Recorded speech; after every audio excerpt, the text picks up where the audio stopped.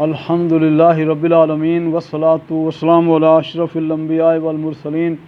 وعلی آلہ وصحبہ ومن تبعہم بإحسان الی یوم الدین. اما بعد، قال اللہ تعالی وما ارسلناک الا رحمۃ للعالمین. میرے محترم بھائیو، امام الانبیاء، خاتم النبیین، ہمارے اور آپ کے پیارے نبی محمد مصطفیٰ صلی اللہ علیہ وسلم کی سیرت سے متعلق گفتگو چل رہی تھی، اور یہ میرے پاس ایک کتاب ہے جس کا نام ہے الرحیق المختوم. یہ شیخ صفی الرحمان مبارک پوری کی رحمۃ اللہ علیہ کی لکھی ہوئی کتاب ہے. یہ بڑی عظیم کتاب ہے سیرت کے موضوع کے اوپر. یہ ہمارے گھر کے اندر ہونی چاہیے، ہم خود بھی پڑھیں اور اپنے بچوں کو بھی نبی کریم صلی اللہ علیہ وسلم کی سیرت سے متعلق بتائیں. میں نے بیان کر چکا ہوں کہ جب پہلی وحی آئی نبی کریم صلی اللہ علیہ وآلہ وسلم کے اوپر نازل ہوئی، وہاں تک میں بیان کر چکا تھا. اب آگے سیرت سے متعلق تھوڑی سی گفتگو کرتا ہوں. اللہ کے نبی صلی اللہ علیہ وسلم کے اوپر پہلی وحی نازل ہونے کے بعد پھر کچھ دن وحی کا نزول رک گیا. آپ صلی اللہ علیہ وآلہ وسلم تھوڑے سے مضطرب ہوئے اور آپ صلی اللہ علیہ وسلم کوہ صفا کی طرف جا رہے تھے. کوہ حرا کی طرف آپ صلی اللہ علیہ وسلم جا رہے تھے تو دیکھا آپ صلی اللہ علیہ وسلم نے آسمان کی طرف سر اٹھایا تو دیکھا کہ وہی فرشتہ جو غار حرا کے اندر آیا ہوا تھا، آسمان و زمین کے درمیان کرسی کے اوپر بیٹھا ہوا ہے. تو آپ صلی اللہ علیہ وسلم نے جب اس کو دیکھا تو وہ پورا اس نے افق پورا کور کیا ہوا تھا. تو آپ صلی اللہ علیہ وسلم گھبرائے ہوئے گھر پہنچے اور آپ صلی اللہ علیہ وسلم نے اپنی بیوی خدیجہ الکبریٰ رضی اللہ تعالیٰ عنہا سے کہنے لگے کہ زملونی، مجھے چادر اڑا دیں، مجھے چادر اڑا دیں. آپ صلی اللہ علیہ وسلم کے اوپر چادر اڑا دی گئی. تو پھر یہ وحی نازل ہوئی، یا ایھا المدثر قم فانذر وربک فکبر وثیابک فطہر والرجز فہجر. یہ آیات نازل ہوئیں اور آپ صلی اللہ علیہ وسلم کو فرمایا گیا کہ اے چادر اوڑھنے والے، قم فانذر، کھڑے ہو جاؤ اور لوگوں کو ڈراؤ. تو آپ صلی اللہ علیہ وآلہ وسلم نے تبلیغ شروع کی. پہلے 3 سال آپ صلی اللہ علیہ وسلم نے خاموش خفیہ تبلیغ جاری رکھی، اور ان میں سب سے پہلے ایمان لانے والے جو ہیں آپ کی بیوی زوجہ محترمہ خدیجہ رضی اللہ تعالیٰ عنہا اور حضرت علی کرم اللہ وجہہ، اور اس طریقے سے حضرت ابوبکر صدیق رضی اللہ تعالیٰ عنہ اور زید بن حارثہ رضی اللہ تعالیٰ عنہ، یہ سب سے پہلے ایمان لائے. اور پھر اس کے بعد زبیر بن عوام، طلحہ بن عبید اللہ، عبد الرحمن بن عوف، ابو عبیدہ بن الجراح، ارقم بن ابی الرقم، عثمان بن مظعون، اور اس طریقے سے عثمان بن عفان رضی اللہ تعالیٰ عنہ، یہ سارے ایمان لائے اور ان کو سابقون الاولون کہا جاتا ہے. آپ صلی اللہ علیہ وآلہ وسلم کو جب حکم ملا وانذر عشیرتک الاقربین کہ اپنے قرابت داروں کو ڈرائیے، تو آپ صلی اللہ علیہ وآلہ وسلم نے اپنے خاندان والوں کو جمع کیا، اور تقریباً کوئی 45 لوگ تھے، اور ان کو پھر آپ صلی اللہ علیہ وآلہ وسلم نے دعوت دی کہ میں اللہ کی طرف سے بھیجا ہوا نبی ہوں، اور تم لا الہ الا اللہ کہہ دو، فلاح پا جاؤ گے، اور ایک دن تم قیامت کے دن تمہیں اللہ کے سامنے پیش ہونا ہے. تو سب نے، ابو طالب نے تائید کی کہ بہت اچھی یہ دعوت ہے، لیکن جو ابو لہب تھا اس نے آپ صلی اللہ علیہ وسلم کا مذاق اڑایا اور اپنے خاندان والوں کو کہنے لگا کہ اس کا ہاتھ پکڑ لو، یہ برائی ہے، اس سے پہلے کہ لوگ اس کا ہاتھ پکڑ لیں. اور پھر آپ صلی اللہ علیہ وآلہ وسلم ایک دن کوہ صفا کے اوپر چڑھ گئے، اور آپ صلی اللہ علیہ وآلہ وسلم نے صدا لگائی یا صباحا. پھر لوگ جمع ہوئے، اور جو نہیں آ سکتا تھا اس نے اپنی طرف سے کوئی دوسرے بندے کو بھیجا،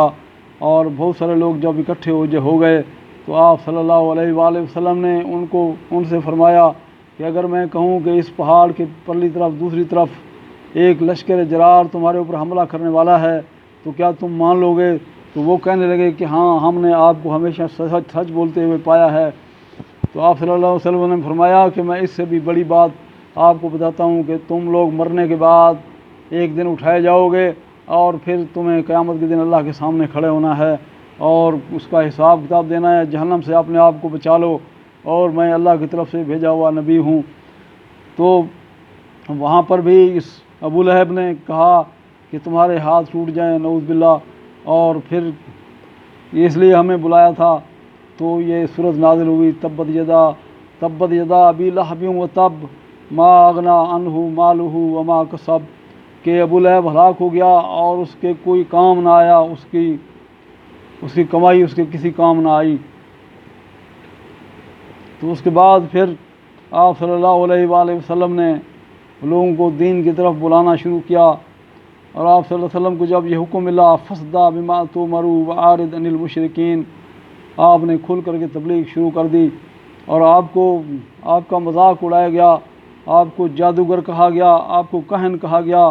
اور قرآن کو پہلوں کے افسانے اور قصے کہانیوں سے تعبیر کیا گیا، ان لوگوں نے کہا۔ اور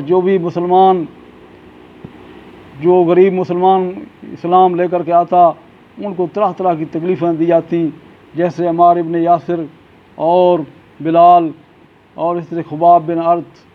یہ جو غلام اس طرح سے ایمان لے کر کے آتے ان کو بہت ستایا جاتا، اور اس طریقے سے بہت زیادہ ان کو کمزور مسلمانوں کے اوپر ظلم و زیادتیاں کی جاتی۔ آپ صلی اللہ علیہ وسلم جب یہ دیکھتے تو آپ صلی اللہ علیہ وسلم فرماتے آل یاسر صبر کرو، تمہارے لیے جنت ہے۔ اور اس طریقے سے پھر ابو جہل نے عمار ابن یاسر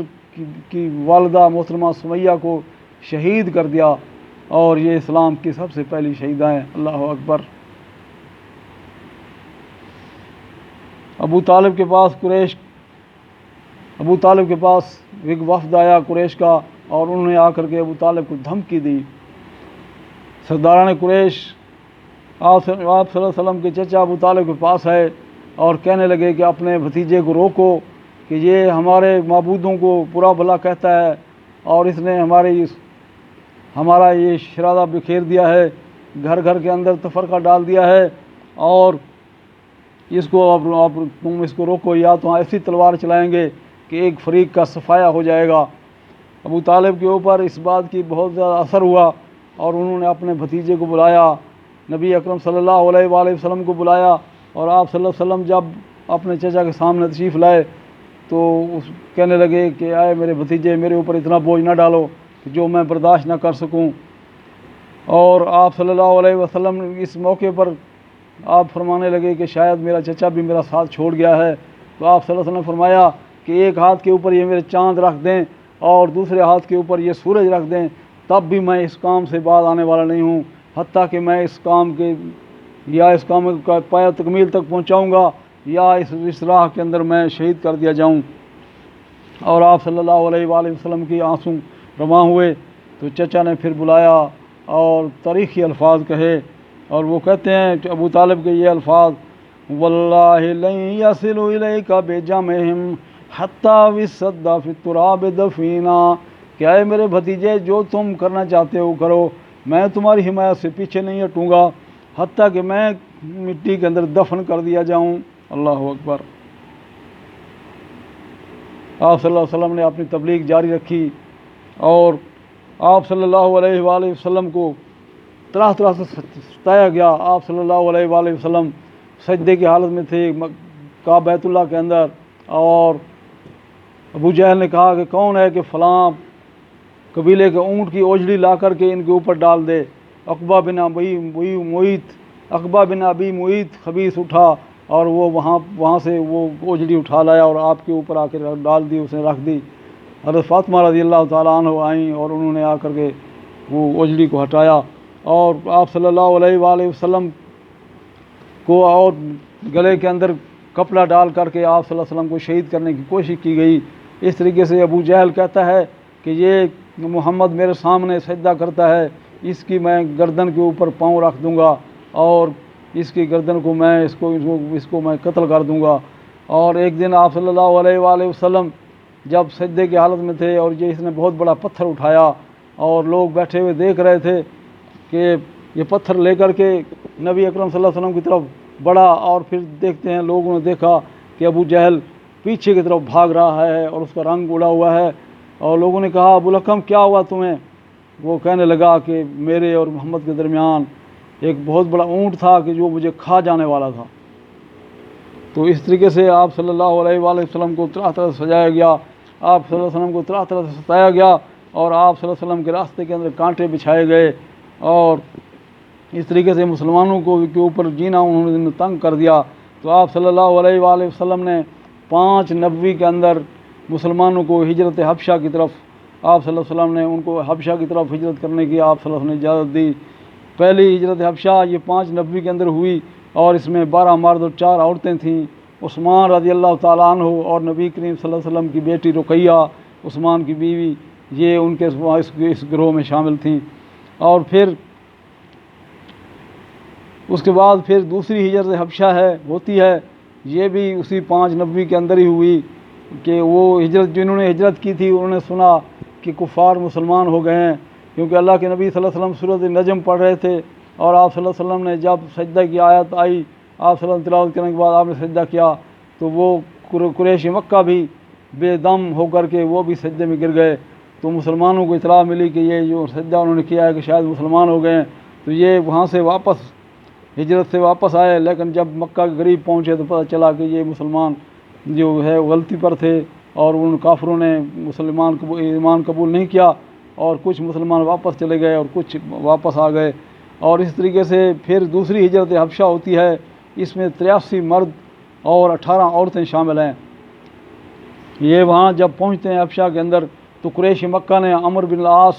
جو مسلمان نہیں ہوئے تھے ان کو، اور عبداللہ بن ربیعہ کو 2 بندوں کو بھیجا کہ ان کو واپس لے کر کے آئیں۔ یہ تحفے تحائف لے کر کے گئے، اور وہاں پر جا کر کے نجاشی کے دربار میں پیش ہوئے، تحفے تحائف انہوں نے دیے، اور انہوں نے کہا کہ یہ ہمارے کچھ بیوقوف لوگ